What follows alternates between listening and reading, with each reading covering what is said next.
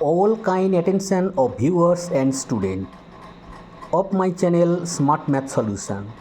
দশম শ্রেণীর ভৌতবিজ্ঞান দ্বিতীয় পর্যায়ক্রমিক প্রশ্নের মান 1।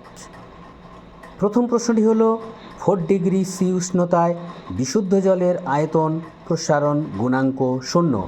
2 নম্বর প্রশ্ন, তাপ পরিবাহিতাঙ্ক এসআই একক হলো W M to the power -1 K to the power -1। 3 নম্বর প্রশ্ন, কোনো পরিবাহীর দৈর্ঘ্য অর্ধেক করা হলে রোধাঙ্ক দ্বিগুণ হবে। 4 নম্বর প্রশ্ন, অ্যামালগামের পারদ ধাতু অবশ্যই থাকবে।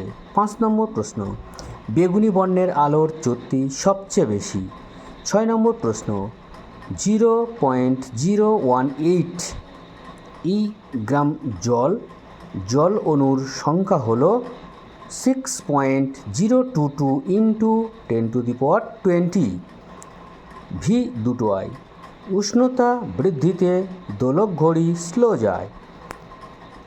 ভি 3টি আই, তড়িৎ বিশ্লেষণে তড়িৎ শক্তি রূপান্তরিত হয় রাসায়নিক শক্তিতে। 9 নম্বর প্রশ্ন, পিতলে সিইউ উপাদানটির শতকরা পরিমাণ সবচেয়ে বেশি। 10 নম্বর প্রশ্ন, ধাতব পরিবাহীর ক্ষেত্রে তাপমাত্রা বাড়ালে রোধ বাড়ে। ভিডিওটি এখানেই শেষ করলাম। যদি ভালো লেগে থাকে লাইক কমেন্ট শেয়ার করে পাশে থাকবে। আজকের এই পর্যন্ত।